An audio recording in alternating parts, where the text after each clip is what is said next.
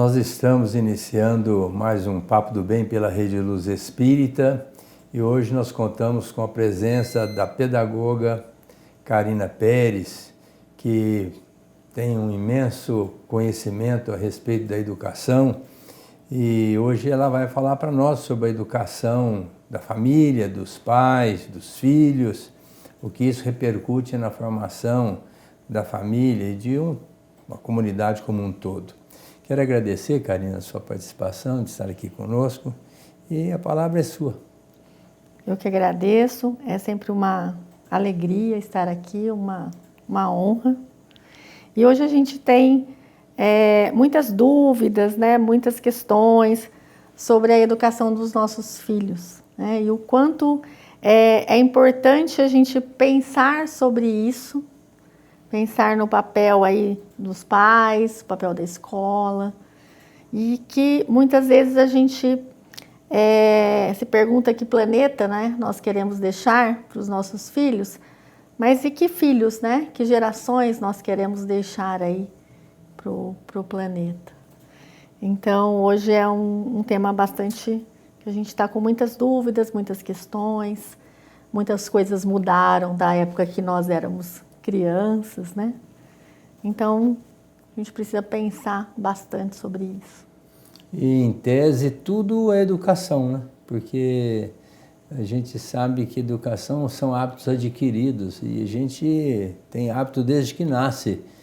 São os teleguiados conduzidos para adquirir determinados hábitos. E isso é educação, né? Agora, a responsabilidade dos pais, eu entendo que é muito grande, é primacial na educação dos filhos, porque os filhos trazem uma bagagem, a gente sabe, né, Karina, que pelo processo da reencarnação, nenhum espírito nasce hoje do zero, já traz uma bagagem antes. E a gente precisa dar suporte para que esse espírito dinamize essa bagagem e acresça dentro dele mais alguns recursos para que ele possa dar, vamos dizer, um bom espetáculo no trampolim da vida. E como é que fica essa educação? Dentro da nossa visão espírita, tem que começar dentro do ventre materno, não é? Sim. Na verdade, os pais, né, têm essa missão aí de guiar os filhos no caminho do bem, no caminho do amor ao próximo, dos valores, né? Então, os pais vêm com essa missão muito importante de educar esse espírito que vem sob a sua tutela.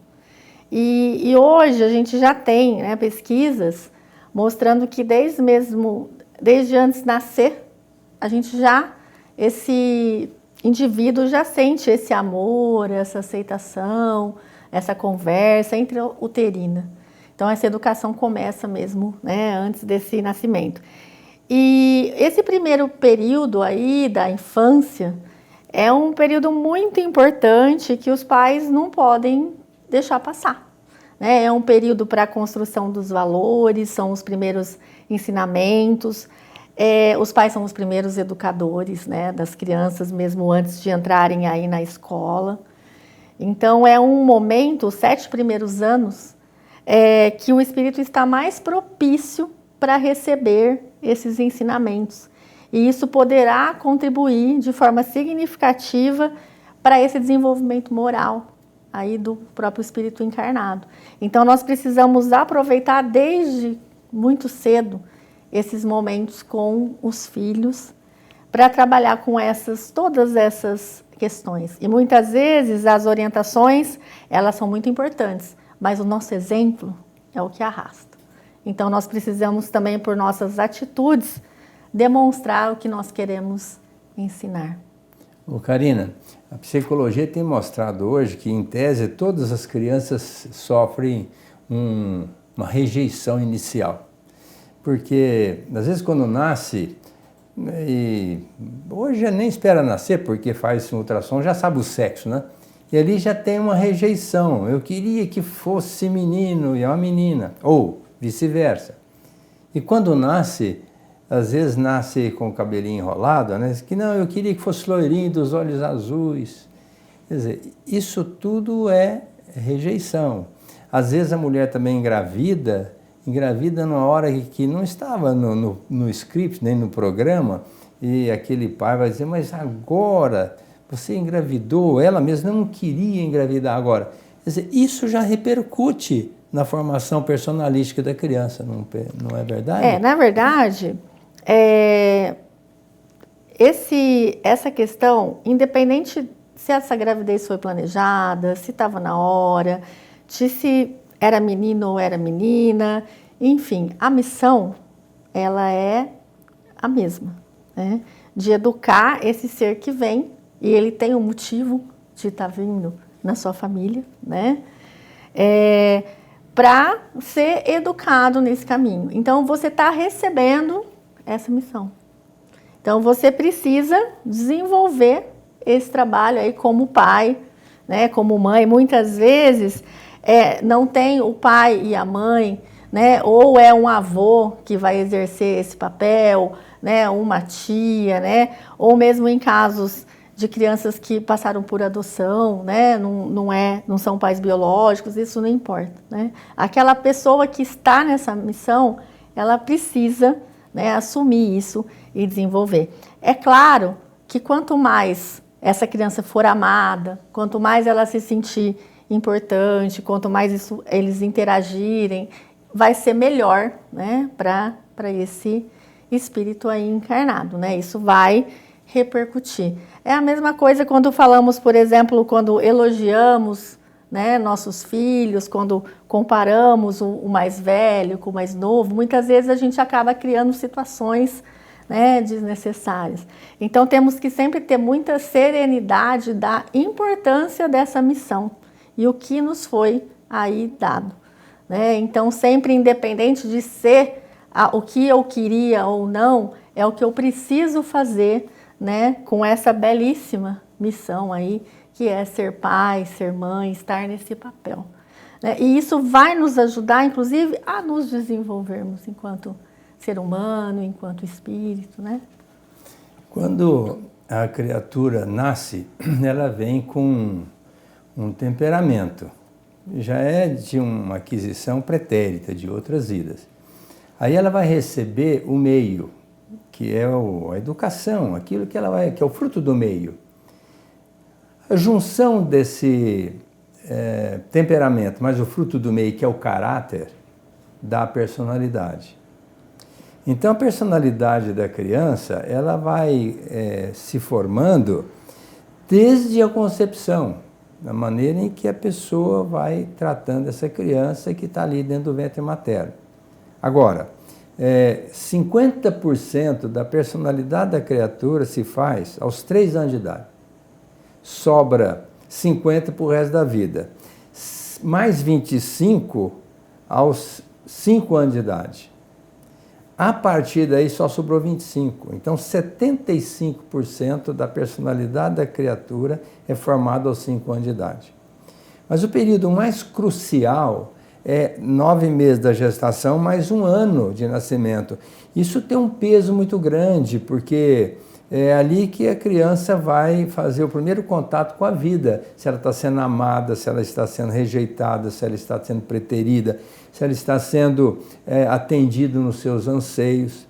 Então é muito importante que as mães, principalmente, tenham essa consciência da responsabilidade delas no cuidado com a criança.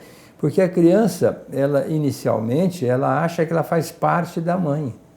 Quer dizer, ela é como se fosse o braço da mãe, a perna da mãe, ela está psicologicamente ligada à mãe. Quando a mãe se ausenta muito cedo, nesse início, que vai em torno até de 9, 10 meses, ela se sente apartada da mãe. Então é muito importante. Hoje, tanto é que a licença maternidade hoje já está sendo mais alargada, exatamente pela importância da mãe ficar com esse filho. E quando hoje, muitas das vezes, os pais deixam com os avós, porque trabalham, a mãe tem que trabalhar, deixa com a avó, então essa avó também precisa tratar muito bem essa criança. E é fundamental, diz a neurociência, que se abrace, que se pegue a criança, que aperte a criança, que ela se sinta mesmo muito acolhida. Às vezes bota lá no berço, deixa aí, bota um brinquedinho, vira as costas e vai fazer alguma coisa. Não, precisa estar com essa criança muito perto da pessoa que está custodiando e assim mesmo pegando no colo, brincando. Isso é muito importante na formação. O que você pensa a respeito disso, Karina? O vínculo, né? Esse vínculo afetivo, ele é muito importante, né? Quando você está cuidando da criança, quando você está trocando os cuidados. E hoje a gente tem já os países de primeiro mundo já ampliando essa licença maternidade para que essa mãe possa ficar, né, mais de 1 ano, 2 anos, né? Tem países que tem 2 anos de licença maternidade, porque eles investem nessa formação inicial dos 2, 3 primeiros anos. Isso já é comprovado cientificamente, dessa importância desse vínculo, desse afeto, né? O afeto é o que vai fazer a inteligência funcionar. E isso traz depois para a sociedade, isso é mais importante, um retorno, né? Traz um indivíduo mais bem preparado, mas que vai refletir. Então, isso é um investimento nesses primeiros anos de vida dos países desenvolvidos. Então, isso é muito importante. Quem está cuidando da criança, mesmo quando a criança já entra na creche, hoje a gente sabe que é uma realidade, né? As famílias precisam trabalhar e a creche recebe crianças desde 4 meses, né? Então, os próprios profissionais da creche, né? A importância desse vínculo também, afinal de contas, ele vai passar lá praticamente 8, 10 horas das 24 do seu dia.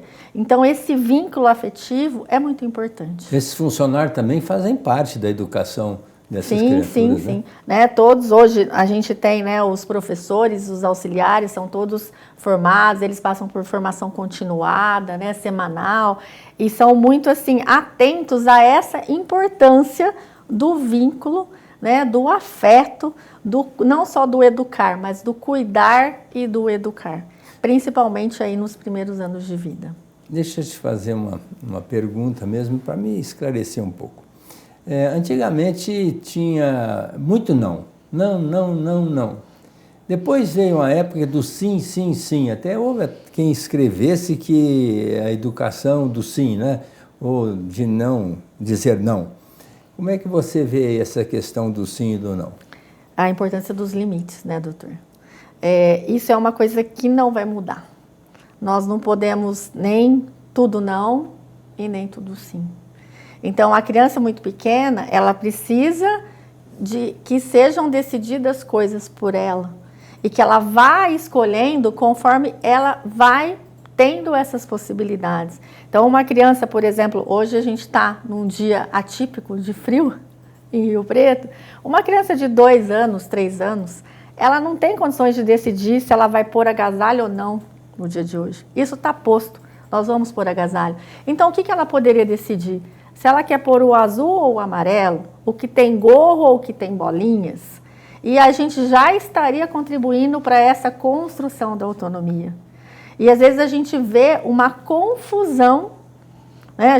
Então não deixaram a gente fazer nada quando a gente era criança. Então agora a gente tem que deixar tudo, né? E não é assim, né? Então a criança precisa lidar com a frustração, ela precisa lidar com o não para ela se desenvolver. Porque senão ele vai chegar na adolescência e o primeiro não da vida vai ser complicado, né? A Christina Bern, que é uma psicóloga alemã, ela fala que a criança, não é a criança, o ser humano de uma forma geral, mas principalmente na infância, ser criado com frustração. Sim, é importante. Porque quando a gente quer dar tudo e mais alguma coisa, e hoje a gente vê muito dentro dos lares mais bem aquinhoados, em que a criança recebe presente todo dia, ou todo final de semana, quando chega no aniversário, no Natal, não sabe nem o que vai dar de tanta coisa que tem. E ela critica muito isso, dizendo que, inclusive, tem que aproveitar o trabalho da criança, vamos dizer, que ela possa aguar um jardim, que ela possa varrer um quintal e até lhe dar um certo salário por conta disso, para ela ir entendendo que o trabalho também se justifique, é recompensado pelo trabalho, porque com isso ela vai vendo que tudo tem um preço, porque hoje, quando recebe muito... Está muito fácil. Muito fácil. E nós sabemos que a vida o próprio Cristo disse, nesse mundo tereis aflições, né? Tem de bom ânimo. Mas a gente sabe que tem muitas frustrações. Quantas coisas que a gente quer fazer e não acontece, não nos propicia essa condição. Então, há muita frustração. E o índice de suicídio hoje, muito grande nos jovens, é porque eles não sabem conviver com frustração. Então, basta uma coisinha, entre aspas, né, acontecer na nossa visão para eles se matarem. Por quê? Não tiveram frustração. Pode fazer isso, pode fazer aquilo, pode fazer mais, vou lhe dar e eu peço e eu sou atendido. E a vida não é assim. A vida, ela exige, ela cobra. E numa hora dessa, a pessoa às vezes não tem maturidade. Não é para se pensar sobre isso? Na verdade... A gente está um pouco, hoje, né, nós pais, né, sociedade, a gente está um pouco perdido nessa questão do limite, do sim, do não, né? Muitas vezes a gente está deixando eles com muito tempo no celular, pra gente, né? Então a gente não está atento a essa questão da importância do limite, da frustração, da responsabilidade desde cedo, né? Então, as crianças, conforme elas vão crescendo, elas podem contribuir sim nas tarefas, né, da casa, domésticas, guardar seus brinquedos, ajudar a tirar o lixo, arrumar a sua cama, né, lavar o seu prato, conforme elas vão crescendo. Então, a gente está deixando de cobrar essas responsabilidades que continuam sendo importantes. Afinal, ali a família se organiza, se estrutura e cada um tem que dar a sua, né, contribuição. Então, a gente não pode também só falar não, né? Quando for possível falar sim, nós precisamos falar sim. Mas a gente também, hoje, a nossa vida é muito mais não do que sim. E o elogio também. Quando uma menina, por exemplo, vai lá lavar um prato, ou o menino vai tirar o prato da mesa ou vai lavar, é muito interessante também dizer, irmão, que bom que você está me ajudando, né? Que ótimo, como esse trabalho é importante, você não sabe quando você me tranquiliza ou me ajuda fazendo isso. Agora, se não elogia também e só cobra, também não funciona, né? É importante a gente ver que todas as crianças, ela tem algumas coisas que ela vai fazer bem, que você pode estar elogiando, né? Então, quando ela aprende um passo novo na dança que ela faz, quando ela consegue fazer um desenho diferente, quando ela vem com alguma coisa que a gente aproveitar esses momentos pro elogio, né? E também quando a gente precisar chamar a atenção, não ser de uma forma muito severa, muito ríspida, né? Então, às vezes a gente tem muita dificuldade de conversar com as crianças, né? Com os nossos filhos. E a gente vai deixando passar muito essa importância de elogiar, sim, mas também chamar para a responsabilidade, né? Quando isso não ficou adequado, quando ela fez alguma coisa errada, né? É importante que a gente ajude a resolver, ajude a reparar. E não, muitas vezes, a gente vê hoje os pais defendendo, achando que os filhos não fazem, né, as coisas erradas e não corrigem, e ainda defendem os filhos. E aí a gente vai ter todas essas questões aí que a gente vê. A dificuldade de lidar com a frustração, principalmente quando eles crescem. E a gente tem essa necessidade de aprender a lidar com o não. A vida é muito mais não do que sim. E a questão do celular? Vamos falar um pouquinho sobre o celular, porque hoje a criança mal nasceu já coloca o celular na mão. E além de ser complicado para a saúde, porque a criança quando olha o celular muito pertinho desenvolve uma miopia. Então tem acontecido muito isso, miopia na criança que está no celular desde cedo. Se coloca numa posição também para baixo, gera um problema na coluna cervical. Então, e quando digita demais também, tem o LER, que é o esforço repetitivo, né, que é uma lesão do esforço repetitivo. Então, eu fico pensando, tá certo, nós estamos num mundo diferente, o celular é uma realidade, o computador é uma realidade, a informática é uma realidade, mas não dá para dar uma seguradinha, dividir um pouco o tempo, porque a gente vai num restaurante, por exemplo, está todo mundo no celular, inclusive as crianças, não participa da conversa. Se a gente até fala, ô fulano, tem que falar várias vezes o nome da criança para ela dar uma atenção. E isso vai distanciando muito o relacionamento, não é? Além de todas essas questões que a medicina, né, a pediatria já está indicando, a psicologia, né, da visão, questões relacionadas a esse excesso de estímulo antes dos 3 anos de idade. Então, não é adequado o uso das telas individuais, né, indicada pela ciência, não é antes dos 2, 3 anos de idade. Então, quando a gente vê um bebê com celular, muitas vezes eu tenho que me segurar para não ir lá e pedir para a mãe, né, causar um outro problema. Mas a gente não deve entregar um celular, um tablet para uma criança muito pequena, até 2, 3 anos. Isso é uma recomendação, inclusive, da própria ciência, né?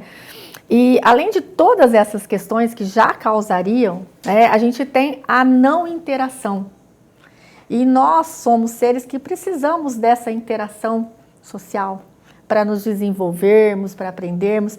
A gente passou um tempo difícil na pandemia, como que as não interações comprometeram, né? Principalmente as crianças, né? Enfim, então essa falta de interação tá ficando muito comprometida. E aí a gente volta na nossa fala, na nossa anterior, da questão do limite, né? A gente não tem como ignorar uma sociedade tecnológica. Nós estamos entrando agora na era da inteligência artificial. Né, já estão falando que vai ser mais ou menos como foi quando apareceu a eletricidade. Então, a gente vai dar um salto qualitativo, né? Mas, o limite. Então, uma criança de 2 anos, ela não tem que ter acesso. Então, isso aí nem está discutindo. Mas uma criança maior, ela não vai passar o dia todo no celular. O momento de almoço com a família, num restaurante ou na casa dos avós, é um momento de interação. Então, nem nós devemos estar com os nossos celulares, porque nós também estamos com os nossos. Está muito comum então, isso, né? Momentos que não se usa o celular. Hoje a gente tem programas que limitam o tempo de acesso, que bloqueiam o celular, bloqueiam onde a criança vai acessar. Né? Então, a gente precisa dessa participação dos pais também para acompanhar. Porque antigamente a gente estava no quarto, a gente estava seguro. Estava dentro de casa. Hoje, se a gente está no quarto conectado... Nossa, é um perigo. A mãe não sabe com quem. Você pode estar falando com alguém que você acha que é uma criança e, na verdade, é uma pessoa mal intencionada. Então, a gente volta para essa importância do papel dos pais, a importância do limite. Agora, a gente tem um grande ganho com o avanço da tecnologia. Hoje, por exemplo, uma criança aqui pode conversar com a avó que está em São Paulo por meio de conversa instantânea, vendo a imagem. Então, isso é um ganho. Né? Antigamente a gente tinha que mandar uma carta e demoraria 30 dias para a carta chegar do outro lado do mundo, mais 30 para voltar aqui, 60 dias. E hoje a gente tem a informação, assim, muito acesso, né? Então a gente ganha muita coisa com a tecnologia, mas a gente também precisa ficar atento, porque tem algumas coisas que não mudam. A importância da interação, a importância do limite, a importância da escuta dos filhos, da gente ter um tempo com eles. Mesmo que esse tempo, ele não precisa ser quantidade. Também precisa ser muitas horas. Também a arte, né? O esporte, a música. Ocupar um pouco tempo, porque ficar o dia inteiro dentro de casa também sem fazer nada é muito complicado, né? A gente já tem hoje estudos sobre o desemparedamento da infância, né? Tirar as crianças de volta para a natureza. Então, a gente tem muitos casos de obesidade infantil, porque as crianças não estão, né, se desenvolvendo, não estão correndo, não estão na rua. Na rua hoje não é possível, mas assim, estão muito tempo paradas com seus smartphones, com seus tablets, né? Agora, quem foi que entregou o tablet, né? É uma coisa para a gente pensar. E muitas vezes é difícil para a gente tirar esse equipamento da mão da criança, mas a gente vai precisar fazer essa ação. Talvez seja melhor repensar e evitar a doação, né? Para deixar a coisa no tempo certo, porque depois que pega gosto e vai tirar, é mais complicado, né? A gente precisa limitar, né? Limitar o uso. Eu fico pensando, a mãe aleita o nenê no seio, ali não tem açúcar, né? E hoje, praticamente, hoje não, porque já está havendo um consenso nesse sentido, mas tirava do seio, pegava uma mamadeira e colocava açúcar. Então, meu Deus, que absurdo, o açúcar já é extremamente complicado na nossa saúde, né? Lógico que ele faz parte da nossa energia e precisa, mas de uma dose limitada. Agora, já sai do seio, coloca mamadeira com açúcar e vai chupar bala e vai tomar sorvete e assim vai indo para se ver livre. Não, o moleque quer, vai dando. Eu acho que tem que cuidar a saúde dental, né? Por exemplo, é uma saúde fantástica você cuidar dos dentes. Dá trabalho? Eu acho que isso é educação. Ensinar eu, quando era criança, não tinha nem fio dental, não é? Então, hoje, a gente pode ensinar os filhos a tratar dos dentes, lidar com os dentes, né? E cuidar da dentição também, que é muito importante. Aqui no centro, nós temos um consultório dentário, e isso me deixa até um pouco triste, porque é um consultório muito bem montado, com excelentes profissionais. E nós tivemos que fazer um trabalho de conscientização muito grande, mesmo assim não deu muito certo. Porque os pais não trazem as crianças para fazer um tratamento dentário. Então deixa as crianças crescerem, aparece uma cárie, depois leva para... cai o dente, depois não cuida, aí caria, já é um dente definitivo, né? Aí é mais complicado.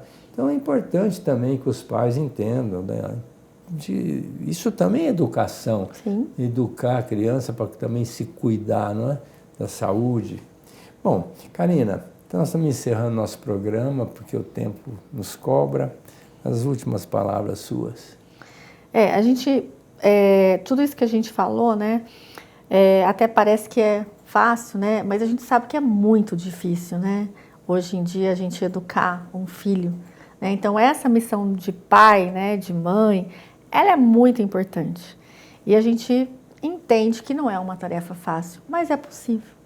Então, para a gente prestar bastante atenção nessa questão dos limites, na questão de escutar, de passar um tempo e principalmente das nossas atitudes, né? Então, o nosso importante papel aí para deixarmos gerações mais humanas, mais responsáveis para o mundo. Estamos encerrando nosso programa. Gratidão, um abraço, muita paz, muita harmonia a todos. E na semana que vem estaremos novamente aqui com um novo Papo do Bem pela Rede Luz Espírita.